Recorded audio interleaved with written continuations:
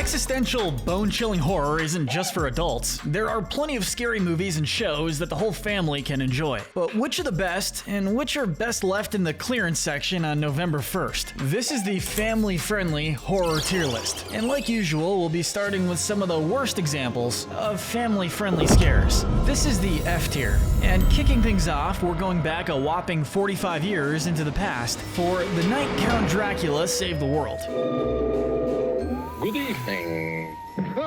On this very special episode of We Have Hotel Transylvania at Home, Halloween is rumored to be canceled because a witch can't fly over the moon for some reason. So Count Dracula has to convince her to come back so she can fly over the moon, I guess. I mean, everybody knows how Halloween can't start officially until a witch flies over the moon, I think? I don't know. But anyway, the movie is cheesy. It has those classic 70s and 80s movie effects and tries not so subtly to be educational by teaching kids about the origins of Halloween. Tell you what we are going to do. For the time, I guess it's not so bad, but compared to the absolute classics you can pick from now, this one just does not hold up. Also note, Dracula's PR team has asked us to clarify that he said Igor here. Igor, you did it again. How many times do I have to tell you? The grunt beforehand is a coincidence and does not reflect Dracula's racial views. Now, if you want something boring that's at least cute, look no further than Spooky Buddies.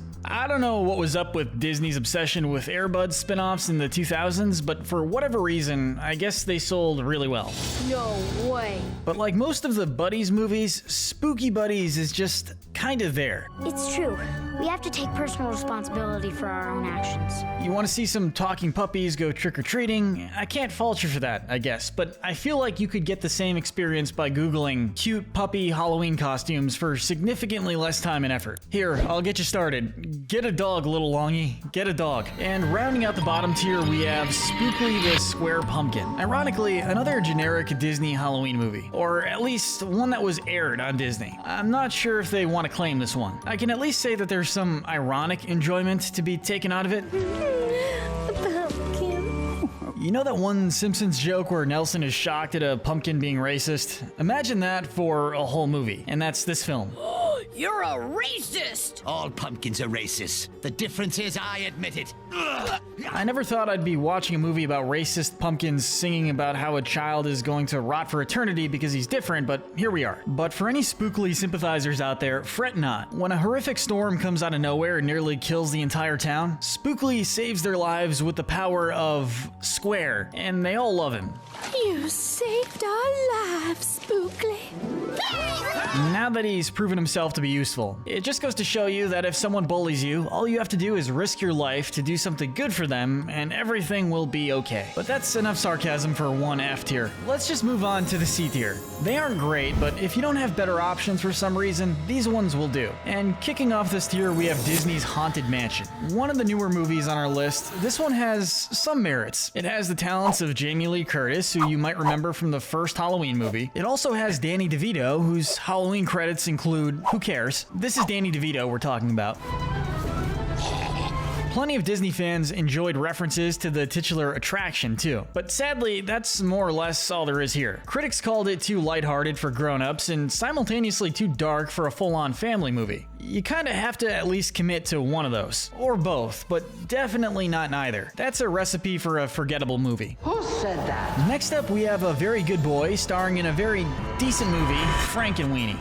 This might honestly be the most basic film on our list. You take the classic story of Frankenstein, turn it into the struggle of a boy facing the loss of his beloved pet dog, and make it a claymation film with the unmistakable creepiness of Tim Burton's directing. Sounds like the recipe for a fantastic movie, but honestly, this is one of those movies that peaks pretty early on. Seeing Victor wrestle with the loss of his dog is heart-wrenching, so when he's brought back to life, it seems like this is gonna be a really sweet story about a boy coming to terms with the loss of his dog.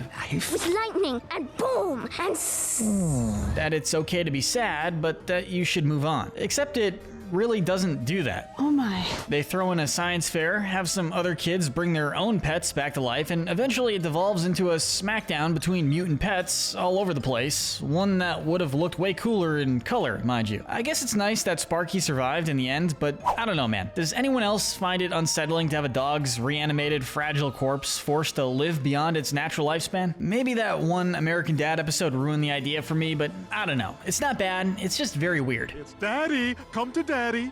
Come to...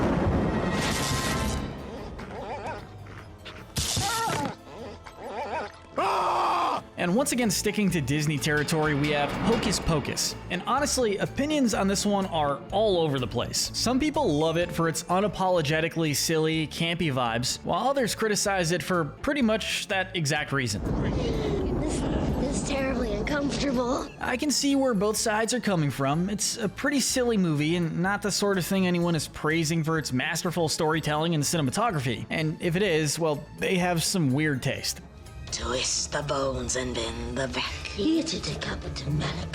As fun as this movie can be at times, it seems like the sort of thing you really have to grow up with to fully appreciate. Still, seeing Peggy Hill's voice actress play a witch is pretty hilarious. I can't deny that. In a similar realm, next up we have the Halloweentown movies. As some of the many Disney Channel original movies, these are among the more memorable ones. People love coming-of-age stories, and people love supernatural stories, so why not combine them? Throw in a cute Halloween-themed small-town setting, and you've got a recipe for some good, wholesome Halloween fun. Like that helps him prepare for life.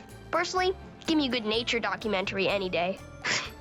Halloween is cool, nature boy. Enough to last for 4 movies spanning 8 years. And rounding out the C tier is the ugliest on the whole list, but Scary Godmother is still surprisingly not terrible, at least compared to how it looks. When little Hannah is left in a haunted house on Halloween night, the Scary Godmother shows up to help her realize that monsters aren't quite as scary as they seem. Monsters! And there are some pretty good jokes here too. I mean, I don't sleep in a coffin at all. You're homeless? The skeleton in the closet being an overly flamboyant skeleton will never not be funny. Scully Pettibone for the win. Oh my, Scary Godmother! Sorry to be so late, but I just had to get these old bones bleached for the party. Also, I have to say, as hideous as this movie's visuals are, they kinda have a nice style. I like the cel-shaded look of those houses in the background, and at least some of the characters have nice designs. Plus, this movie taught me that you can make marshmallows puff up like little ghosts in the microwave. And that information is worth its weight in gold. But now we're getting to the good stuff. Not the great stuff, mind you, but the good stuff. This is the B tier, and quite possibly the most iconic Halloween special out there. It's The Great Pumpkin Charlie Brown kicks off this tier. And seriously, I feel like this one doesn't even need much explanation. It's Charlie Brown. He's a certified childhood classic. How his movies have remained recognizable for, 60 years now is anyone's guess. Probably more to do with Snoopy. But even though they're pretty straightforward, there's just this sort of universal charm to them. Like, I don't know what's funnier, believing a Santa Claus-coated pumpkin delivers toys to children on Halloween, or somehow mistaking a dog for a pumpkin. I hear the Great Pumpkin! Linus was just an icon. We would rank this one higher, but while it is a cute movie, it's more so remembered for all the fond memories associated with it, rather than the film itself. If that's enough for it to make it higher on your list, that's totally valid. But nostalgia only carries it so far when the competition is this fierce. We've talked about these a few times, but let's take a look at the Goosebumps movies from Sony Pictures Animation. In one of Jack Black's more serious roles, which isn't really saying much, I guess, he plays R.L. Stine, author of the titular Goosebumps books. These movies have all sorts of fun nods to that saga, full of kid-friendly horror monsters and some decent character arcs. I mean, just imagine the sheer existential horror of bringing a daughter into existence just so you won't be lonely, only to have to delete her from existence so the world won't be overrun by an evil dummy. Oh, sorry, an evil, very real wooden boy. Like the show and books that they're based on, these movies hit that nice balance of scary, but not too scary. On a list like this, that's exactly what we're looking for, but while they are good, they just don't hold a candle to the classic series. Now we return to the world of sorta, kinda, maybe claymation stuff with Paranorman. If you've ever wished you had the ability to see and communicate with spirits, this movie might make you think twice. Paranorman, which is an amazing movie name, by the way, tells the story of a boy who's belittled by peers and family alike for his unusual abilities, which, while it is obnoxious, is also understandable considering how he can't prove his powers. It's sad stuff and it makes you really feel for the guy. Thankfully, it's one of those movies where you're just waiting for him to use these powers to save the day, get some friends, yada yada yada. Read from the book, stop the curse, go home, and pretend this never happened. So it's a good movie in terms of both the spookiness factor and the surprisingly wholesomeness factor. Creepy, kooky, and spooky. Next we have the Addams Family. Well, good evening. Is there anything you'd like to say to everyone? This oddball family is one of the most iconic horror-themed properties out there, and there's definitely a case for placing it higher. But as you might have noticed, we didn't specify what Addams Family we're talking about. That's because depending on which one you're picturing, the final judgment would be rather different. The classic black and white show, it's cheesy, sure, but it's weirdly charming too. The bats are my favorites, although the lizards are good too. The 90s film, classic. Wednesday, iconic. The 2019 film, well, the others were good, right? In any case, we'll move on to Pooh's Heffalump Halloween. Who said every Halloween special has to be scary? Okay, fine, I'm sure some of you said that, but hear me out. Who doesn't love Pooh Bear? Are you really gonna tell this honey-loving angel you didn't like his Halloween special? It's nothing amazing or anything, it's just classic Winnie the Pooh filled to the brim with childlike innocence with a little coat of Halloween paint on it. And we can't complain about the movie that brought us Winnie the Pooh in a bee costume. And closing out the B tier, we have a film from the greatest saga in cinematic history, Scared Shrekless. Okay, sure, it's not as good as the iconic films, but what cinema has ever surpassed the first two Shrek movies? With the theme of satirical fairy tales starring a scary golden-hearted ogre. Stories to make your blood run cold. Yeah. Stories to terrify you. Yeah. And whoever shall last through the night shall be named the King of Halloween. A Halloween special is right at home in this universe. Seeing Gingy recounts the existential horror of dating a Yandir is admittedly the best part, but the other stories are fun too. And you can't forget the Halloween remix of the Duloc Welcome song. But while this is a good Halloween special as far as spin-offs go, there are plenty of other Halloween-themed properties we can't help but give a bit more credit to. So with that said, it's time to move on to the most iconic, most terrifying in some cases, specials to snack on your candy with. This is the A tier, and we start with a stay at Hotel Transylvania. What screams Halloween more than a CGI Count Dracula voiced by Adam Sandler? What's wrong with the classes we have here, like the kids' yoga? Well, probably a lot of things, but nothing in quite the same way. I'm human again! Huh?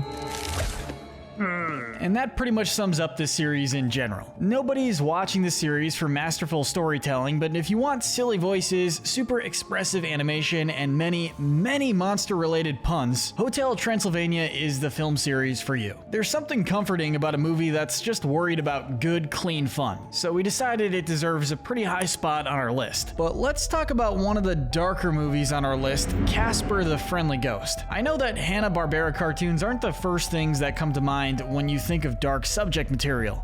But this movie took the opportunity to give Casper a tragic backstory. And honestly, a tragic everything. Seriously, if you want to spend Halloween in tears, check this movie out. Whoever decided that a Casper movie needed themes of abuse, terminal illness, mental illness, and lost love, I can't decide if you deserve an Oscar or a trip to an asylum, because that is a crazy leap. But let's talk about SpongeBob Legend of Boo-Kini Bottom. While it's far from the most iconic claymation holiday special, this is one of the most impressive from a purely visual standpoint. Take the same charm from the claymation Christmas special, give it a new paint job, and finally add some neat special effects to match the Dutchman's coaster ride, and you've got a fun time for anyone, SpongeBob fan or otherwise. I am the evil Dr. Frankencheeks. Granted, as far as Halloween adaptations of classic cartoons go, there are a few that outdo the little square guy, but he gets some extra credit for having some pretty good Halloween episodes as well. There is no candy here, only onions. Now move along. Oh, candy. That is so scary. Right, SpongeBob? Ghoul Fools goes hard. I'll admit, later season SpongeBob has its bangers. But as far as Halloween-themed cartoon specials go, few are as iconic as the legendary live-action Scooby-Doo movies. Scooby-Doo movies are a dime a dozen, but when they strike gold, man, do they strike gold. Hey, I can look at myself naked. Oh, brother. These movies are corny and weird in all the right ways. You've got Scooby's weird CGI design, all the adult jokes they should not have gotten away with, Linda Cardellini in a red jumpsuit, and all sorts of other things. Could you, Pamela? I am a lover boy of George Clooney in proportions. Sure, they're not objective masterpieces or anything, but these movies are just too much fun not to enjoy. Right in the round tables. Like, come on, giving Scrappy-Doo a villain arc, playing into the fact that, like, almost everyone in the world hates him. It really is one of those great turn-off-your-brain films. But if you want something more story-driven, look no further than Are You Afraid of the Dark? This series keeps it nice and simple. You want the fun of campfire stories without the horrors of scheduling with your friends? Fret not, this series is literally about kids telling scary stories around the campfire.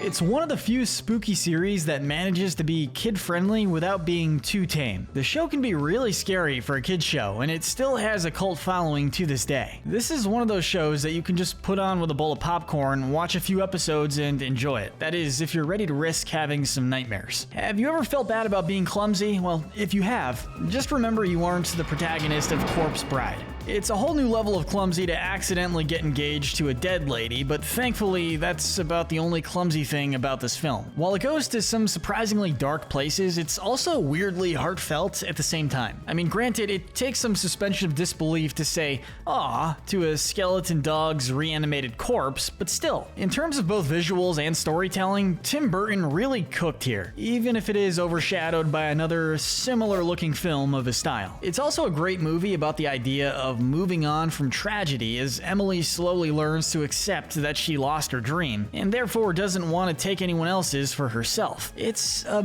bittersweet ending, but you know who the real tragic figure is? Victoria. I mean, imagine being your husband's second choice behind a corpse. Darling, who's this?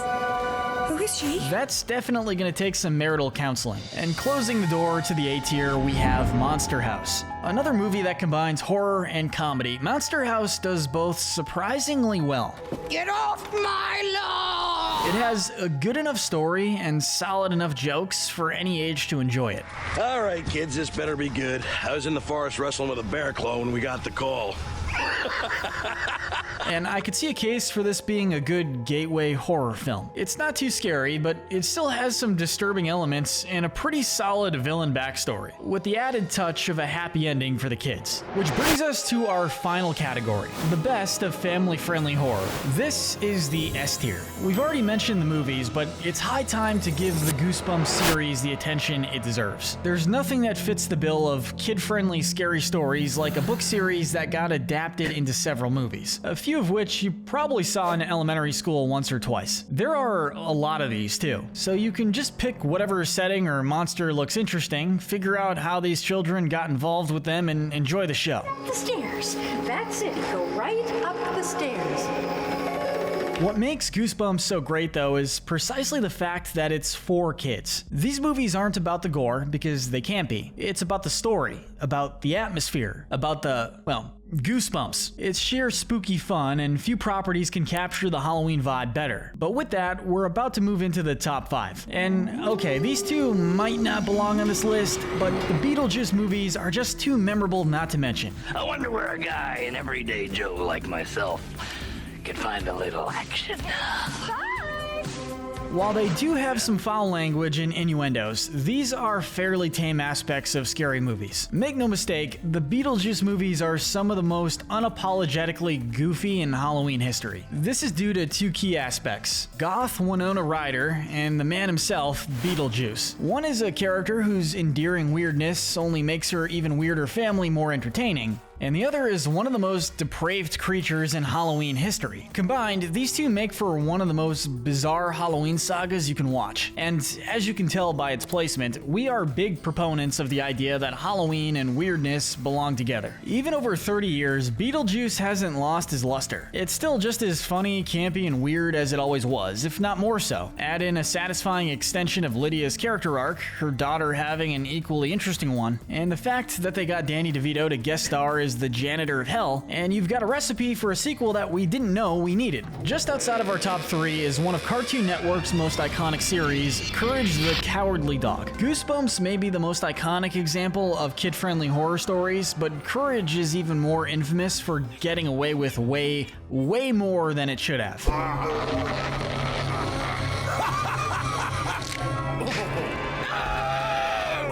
Can one of you boys give me a hand? To quote a famous tweet, Courage was never a coward. That stuff was just terrifying. From horrific claymation violinists to slab hunting corpses to whatever the hell that blue fetus thing in the You're Not Perfect episode is. You're not perfect. This show has some of the scariest subject matter of any kid series out there. Return the slab or suffer my curse. What's your offer? That creepiness factor makes it one of the most widely renowned series in Cartoon Network history, and a perfect one to put on during your own Halloween festivities. But if we're going to talk about widely renowned Halloween stuff, we need to talk about The Nightmare Before Christmas. Combining America's two favorite holidays is a surefire ticket to creating a certified Christmas Halloween classic. And that's exactly what Tim Burton did with this movie. The story of Jack Skellington having an identity crisis leads him to transition from running the same old Halloweentown year after year to taking over Christmas and putting his own spin on it. They're celebrating! The stunning claymation is a highlight, as are the special effects and musical numbers. From an entire song about kidnapping Santa to Oogie Boogie soulfully singing about how terrible he is for kidnapping Santa. Man, poor Santa. There's a lot of good symbolic stuff here. A solid character arc from both Jack and Sally, and some of the most intricately detailed set pieces you can find. But for those of us who are more sensory, just know it looks and sounds great. And Santa does eventually escape from his clutches. From October to December, there really isn't a single movie more iconic to watch. But as far as claymation horror films go, we're giving the upper hand to Coraline. Equal parts terrifying and adorable, Coraline tells the story of a neglected young girl finding herself in the scheme of a child-eating, shape-shifting demon. I better get home to my other mother. But I'm your other mother. And yes, this is a kids movie, though I'm not sure how. I'm equally unsure of how they made it so damn beautiful. I mean, the colors, the subtle differences between the dolls and the real ones. This movie's artistic style allows it to cover the whole spectrum of cute to creepy, from an adorable mouse circus to a legitimate eldritch horror demon. She's got this whole world where everything's better. The food, the garden, the neighbors. But it's all a trap. Despite a pretty slow pace, Coraline somehow never feels boring. Almost the entire movie takes place in either house or a different version of the same house. But because of how entertaining the characters are, how unforgettable the art style is, and how quickly you can sympathize with Coraline's struggle to connect with her folks, it keeps you hooked for the whole runtime. Coraline is an iconic movie, and although it's certainly rather creepy, it's a movie you can pretty much enjoy any time of the year. But the top of our Halloween watch list is none other than the king of mixing comedy and horror, Invader Zim. The brainchild of horror enthusiast Jonan Vasquez. Invader Zim tells the story of an incompetent alien invader trying to doom a planet full of somehow even more incompetent humans. Oh man! An alien! An alien! False alarm. If you want horror, you've got it here. From one of the spookiest Halloween specials in Nicktoons history to a whole episode dedicated to organ harvesting, to Gaz's whole existence being a nod to horror movies in and of itself. Dib drank the last soda.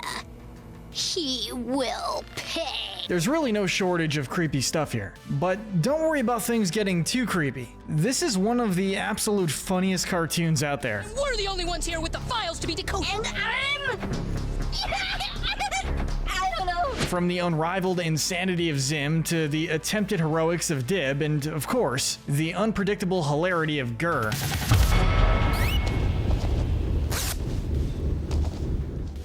This show is a blast no matter where you fall on the horror fan spectrum, so if you're looking to laugh and scream at the same time, you might want to check out Invader Zim. And more importantly, stay safe this Halloween. You never know when a robotic mongoose dog could come for you and your candy.